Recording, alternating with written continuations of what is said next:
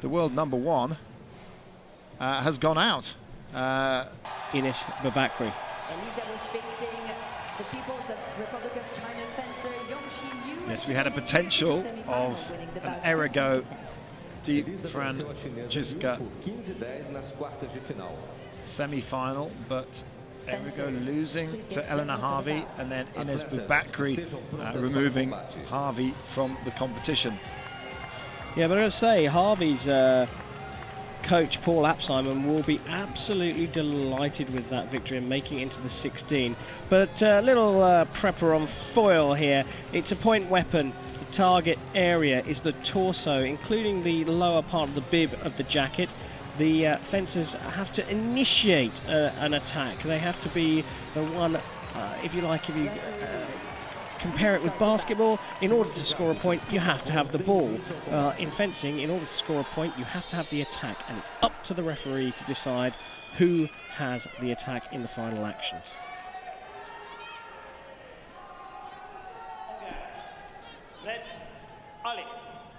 So we're underway with the first of the semi-finals. Ines BOUBAKRI of Tunisia against Italy's Elisa Di Francesca. Yeah, well, fencing fans will know Elisa Di Francesca and her beautiful footwork. If you're new to fencing or you're just starting out in the sport, have a look at Elisa Di Francesca's footwork on the right-hand side. She is an extremely tall fencer, but she crouches right down very low in a very classic on-guard position and has ice-cool composure.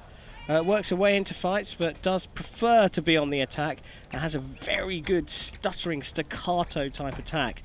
Ines BOUBAKRI, on the other hand, she does have a classical on-guard position from the waist down, but if you have a look at her, she's leaning forwards quite a lot, and she likes to be on the attack as well. So this could be a very interesting match. Of course, being leant over quite so much makes her quite difficult to hit. You have to bend your wrist a little bit if you're trying to attack her to try and get around that lean. And it's the Tunisian who strikes first.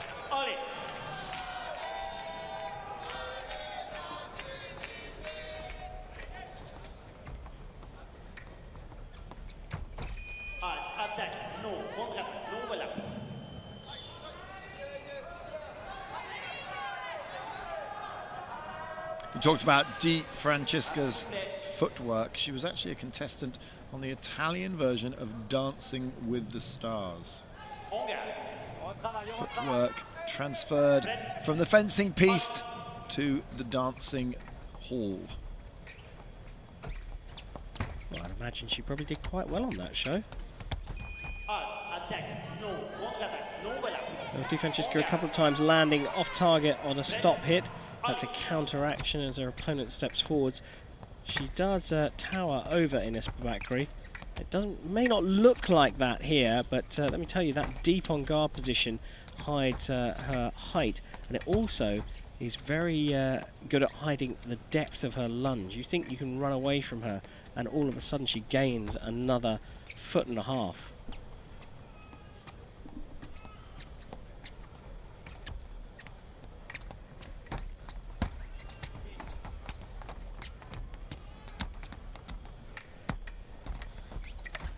Well, Di Francesca's height 5'10", as opposed to BOUBAKRI 5'6". In metric, that is 1.77 meters against 1.67, so 10 centimeters.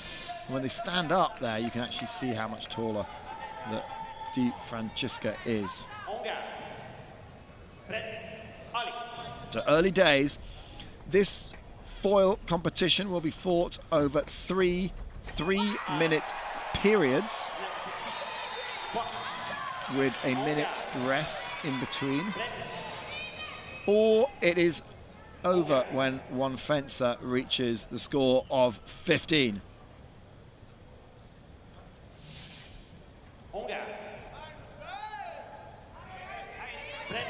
So Andrei Witkowski brings the fencers back on guard. It's 2-1 now to Di Francesca. The clock ticking down in the middle of your screen, that's timing out this first period.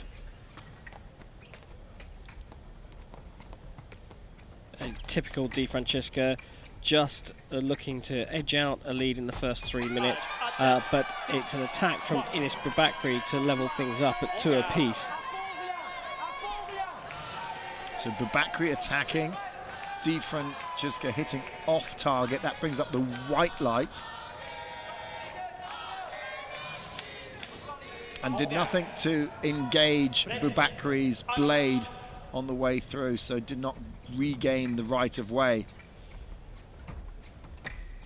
Well, BOUBAKRI ranked in the top 10 in the world, qualified as in the top 14, and she's actually ranked number 9 in the world. She's won 10 African zonal titles, and she's taken the lead here in the first period. She's got a handful of World Cup medals as well, and this season became the African champion. Her best result was the World Cup in Algiers, where she came 6th. DiFrancesca, on the other hand, well, she's got a hatful of medals, and she won the World Cup in Algiers, bronze in Cancun, silver in St. Maur, and a bronze in Tauber Bischofsheim as well. So she's had a good season, as you would expect. But she's ranked 6th in the world at the moment.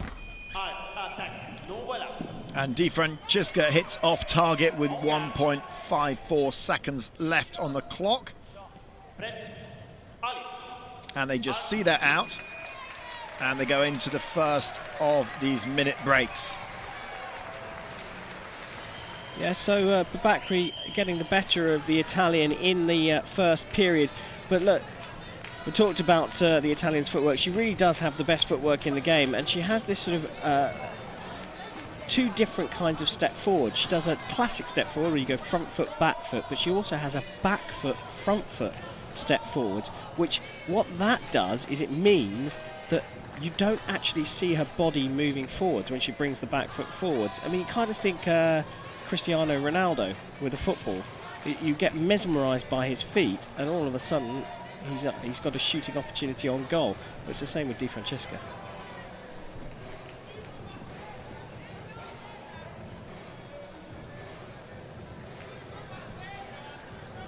But BOUBAKRI doing very well against the Olympic champion in this first period. Yeah, time for the coaches to earn their salaries, and you see the Tunisian coach there, but down in the box with Elisa DiFrancesca is Giovanna Trellini, who won the gold medal at the Olympic Games in Barcelona in 1992. Picked up a couple of bronze medals as well in the individual in Atlanta and Sydney, but what a coach to have in the box, a former Olympic champion. Well, Olympic champion, coaching Olympic champion.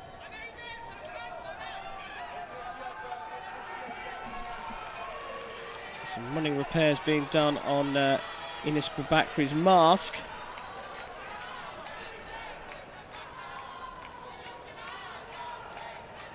Using a wireless system here at the Olympic Games, have done since Sydney 2000. So no ungainly wires running up and down the piste.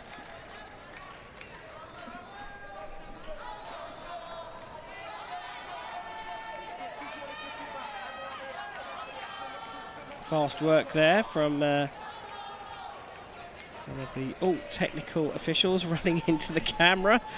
Rather unfortunate that was caught by our pictures, but I'm sure he'll be all right. It's a big lad. So here we go. Second period of this first semi-final in women's foil at the 2016 Olympic Games. And it is BOUBAKRI on the left of your screens against the reigning Olympic champion, DiFrancesca of Italy. And DiFrancesca actually has 2 Olympic gold medals, because she won a gold medal in the team foil competition. There is no women's team foil this time around. Fencing restricted to just 10 medals, and when they introduced, I think it was women's sabre, there was a reallocation of the medals, and it was decided that they would not go up to 12. They weren't allowed to go up to 12, so one of the women's and one of the men's team competitions has to miss out, and it rotates every Olympic cycle. Yeah, and a bit of a bone of contention with the fencing fraternity, it has to be said. They were told by the IOC, the International Olympic Committee, to get parity in the sport, make sure that there's an equal opportunity for men and women to compete in all three disciplines, and that's exactly what they did, but they didn't get the extra couple of medals.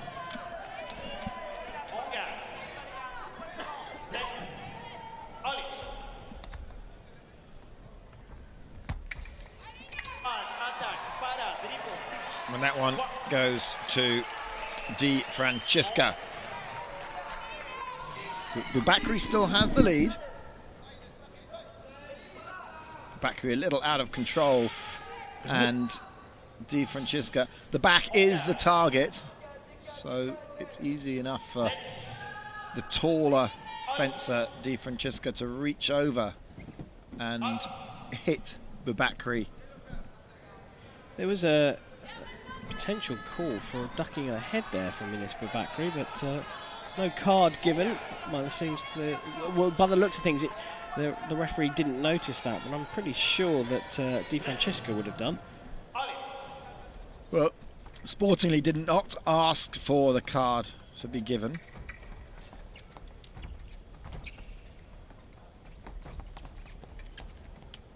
He's playing a good game here, the Tunisian.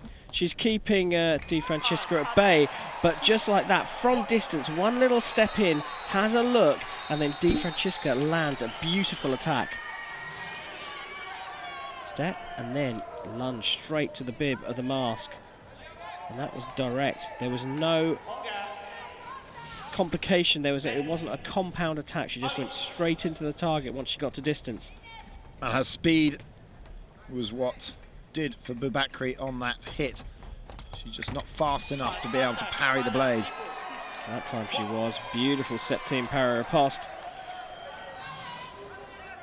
So you say septime? Well, she actually took the blade in circular C. She had a blade down in septime, flicked it up to the circular C's position, and then flicked in a hit. Nice stuff from the left-hander from Tunisia. The Africans got their first Olympic medal on the fencing piste in 2012 with Al-Aldin Abu El-Qasim from Egypt, and the sport has grown immensely since then. He's inspired a whole new portion of the world to take up the sport of fencing.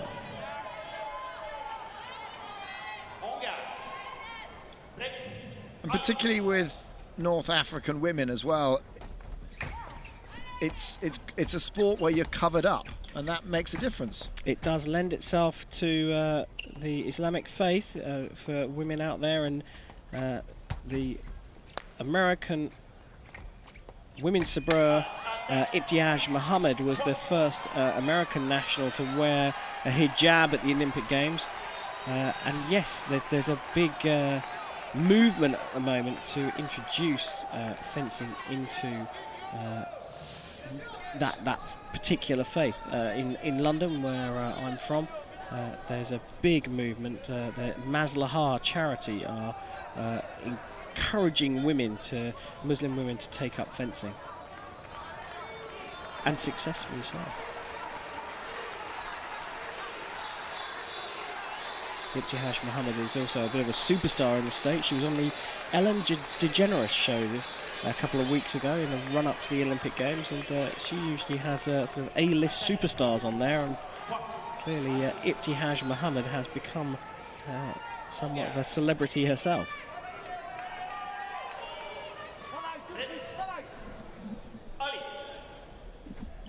So 6-5, BOUBAKRI still leads, well, not anymore.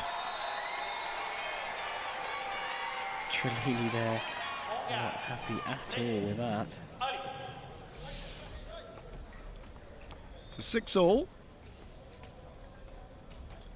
1 minute left in this second period. Nothing really, well, nothing to separate them. And we're over halfway through this bout. Well, Ines Boubakri's done a great job here. She's kept Di Francesca at bay. What tends to happen with the Italian fencers is they like to just build a little bit of a lead, and then they don't sit back, but they just look to take advantage of mistakes that their opponents make, and all of a sudden you find yourself 10-4 down, and you can't quite believe it.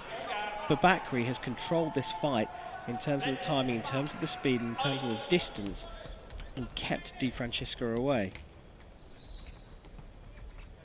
She didn't panic. And was just concentrated on her own approach, her own tactics. They're going close. And it was that. Yeah, there's a parry riposte off target. Final action was from the Italian. Ines Boubakri is complaining, but I'm pretty sure that her coach is going to turn around and say, no, don't call for a video here. Don't waste it. We can see it. There's the beat of the blade, and there's the riposte. It is off target from Di Francesca on your right-hand side. Boubakri thinks that she's got the right of way, but I would be surprised if this one is overturned.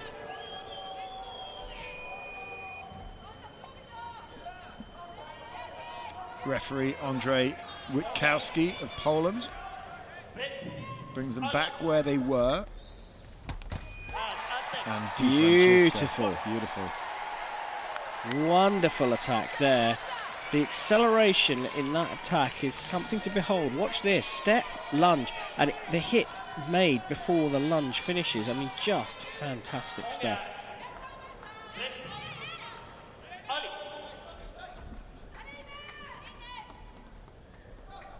Yeah, dancing on the feet again from Di Francesca on your right.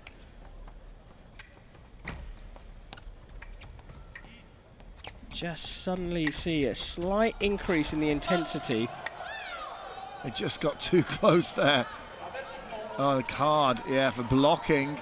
Di Francesca blocking with her shoulder to stop Boubakri using and wielding her sword arm. Yeah, it's called corps à corps, body to body in fencing, using the French language. And that's what she's got the warning for. Still, very, very solid performance from Boubakri here. She's in the Olympic semi-final. Yes, she's up against the Olympic champion, but she's holding her own, and she's certainly not overawed. Giovanni Trellini there speaking with Di Francesca, giving her very, very clear instructions.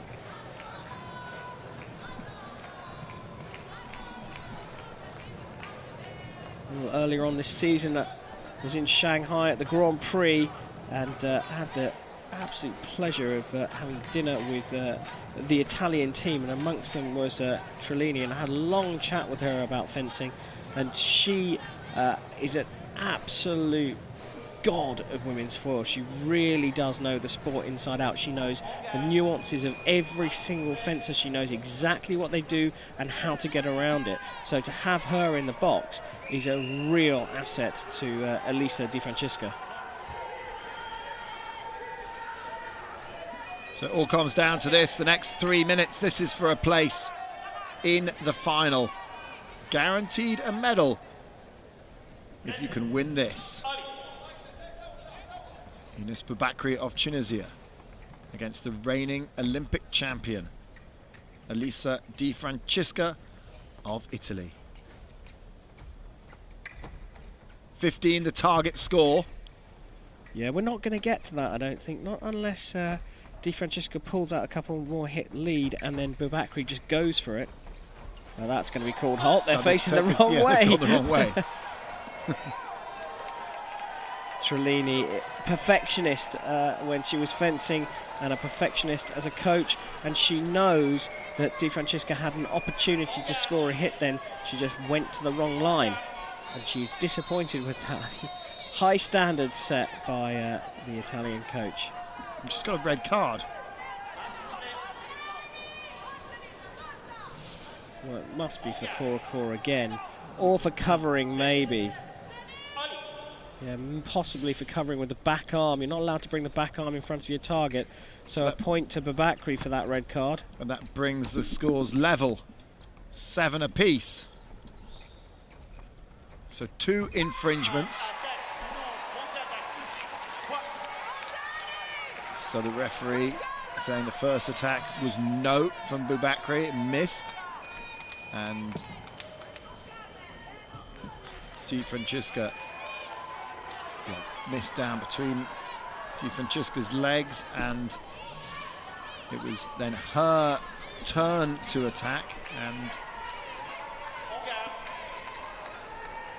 scores to bring the score to 8-7. Still a massive opportunity for Enis BOUBAKRI from Tunisia here. She's got just over 2 minutes, and she's clearly quite keen to try and get back on level terms. What would make this... Oh, now covering again. Is there covering again? There is another yellow card, I think, going to come out. Referee's going to have a look. DiFrancesca gets another red card. Effectively, it's another yellow card, but because she's already had a yellow card, it becomes an automatic red card, and that's another hit on an infringement to Enis BOUBAKRI. And for me, looking at this live, you can see that she's using her back arm. She just can't help herself from bringing it across the target. Well, when she gets in close, and when they go close quarters, her height is actually working against her. So 8 apiece by virtue of that second red card. So BOUBAKRI's last 2 points have been scored through infringements by DiFrancesca. Counter-attack is from DiFrancesca there, so it's an off-target line, and that's what the referee's job is. He's got to decide who has the right-of-way, who has the initiative, who has the ball, if you're playing basketball, to score the point. And it was BOUBAKRI who started that attack, and so the off-target light means no points. Now you can see immediately that DiFrancesca has changed her tactics now. She's trying to keep a longer distance, and she's trying to pick up the attack from distance or pick up the stop hit so that she doesn't get forced into this close quarters situation where she's picked up these 2 red cards. She's had to adapt. You mentioned stop hit. That was an attack from DiFrancesca. You mentioned stop hit. That's when you attack when it's not your turn. Yeah, absolutely. So your opponent's attacking you, and you quickly nip in, take a counter-attack, and we call it a stop hit because it stops the attack, but you must then run away and make sure your opponent's attack doesn't hit you because you don't have the right of way. And this time it's a closing counter-attack, and I think BOUBAKRI has had her spirit broken a little bit here. Again, it was BOUBAKRI's attack, and DiFrancesca came in, hit when it wasn't her right of way, but came in, closed the distance, so BOUBAKRI didn't have an opportunity to finish her attack. So 2 counter-attacks scored by DiFrancesca brings the score to 10-8. Look at her, she's just holding that distance perfectly for the stop hit, and preparation is what DiFrancesca is looking for. She's looking to attack into preparation. BOUBAKRI finished her attack that time, so it's off target for the African fencer. BOUBAKRI has now had to step up the intensity because we've just got 1 minute and 30 seconds left, 1 minute and 25 left, and she's going to have to go for it. Well, still plenty of time to get 2 hits, to get level, but it's the change of tactic of DiFrancesca that is foxing BOUBAKRI now. Exactly, the change of tactics from DiFrancesca has meant that yes, she does have time to score 2 hits, plenty of it, but because DiFrancesca has stepped up her pace and is looking for this stop hit, all of a sudden BOUBAKRI has to try and close the distance before she starts her attack a lot quicker. So we see an increase in the intensity in the fight.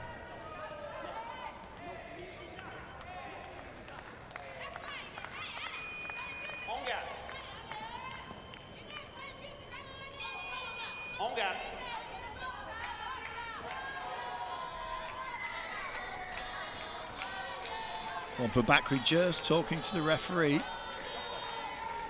Just trying to maybe slow things down. Maybe some technical issue here. Not exactly sure what the issue is.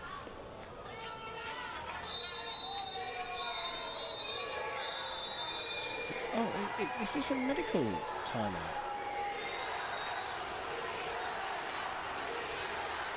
It looks like it. It is. She's got an issue with her back.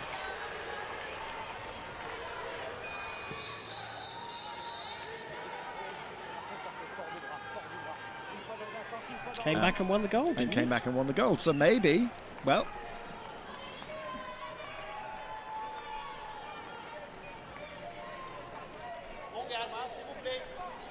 so they're brought back on to the piste and brought back onto the on-guard line. FRANCISCA has her business face on. And let's hope that BOUBAKRI is moving freely and isn't going to suffer from So injury break over, injury. BOUBAKRI has 1 minute to get on level terms and do something to stop FRANCISCA, the reigning Olympic champion, but FRANCISCA has gone one ahead. Now it's getting difficult for the Tunisian fencer. It's amazing, the angulation of the blade we were talking about earlier on, where FRANCISCA is pronating her wrist in order to get round the lean of the Tunisian, is now paying off brilliantly. But let's just hope that BOUBAKRI can survive through this, and she's now going to have to do her jacket up because the lame strap has come undone. They forgot to do that back up, I think, after the manipulation.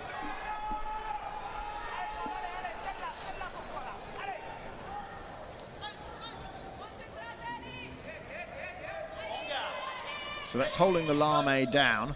That's the actual target area. BOUBAKRI gets one back to bring the scores to just 2 apart. And you can see between every point, she's hands on knees, just trying to ease that back pain that she's now in.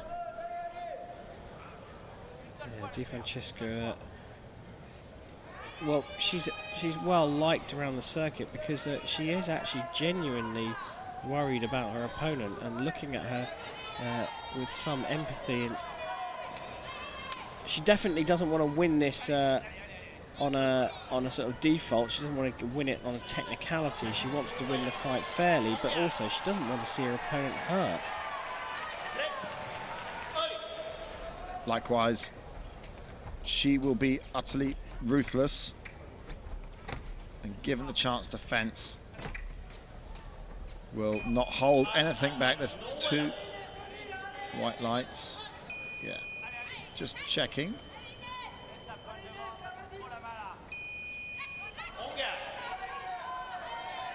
I think they both hit on the arm.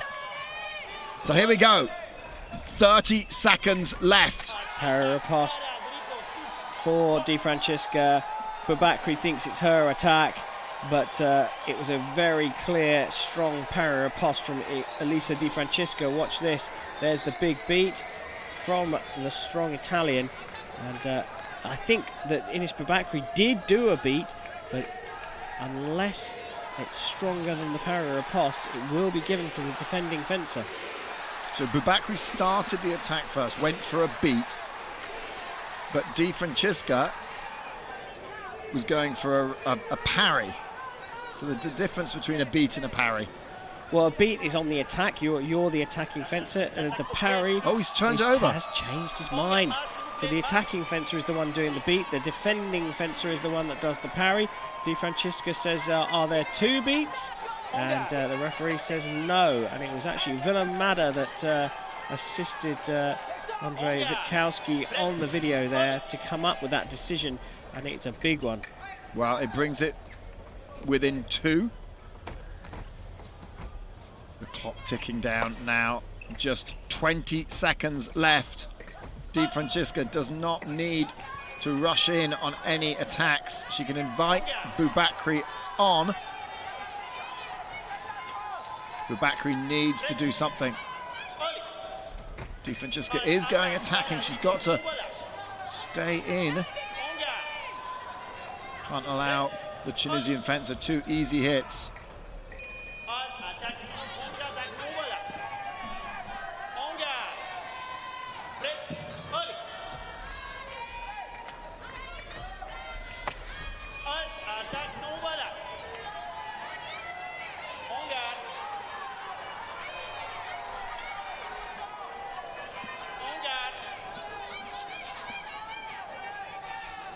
Well, time has all but run out for Enis BOUBAKRI.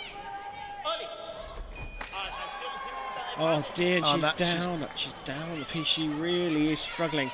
And look, she's going to fight on. There's 7 or 8 seconds left in this match, and FRANCISCA is really worried. You can see that she's really worried about Enis BOUBAKRI.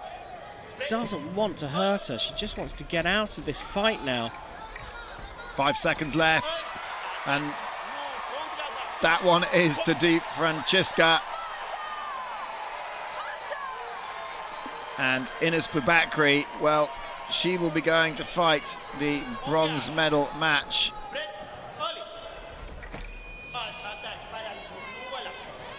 Off target from BOUBAKRI, and just being reset there. 30 seconds, not going to score 3 points, and that is that. And FRANCISCA, the reigning Olympic champion, is into the Olympic final. And Enis BOUBAKRI of Tunisia, well, she's going to go and get some medical treatment on her back. A 10-minute injury timeout in that particular competition for her, and she's got a couple of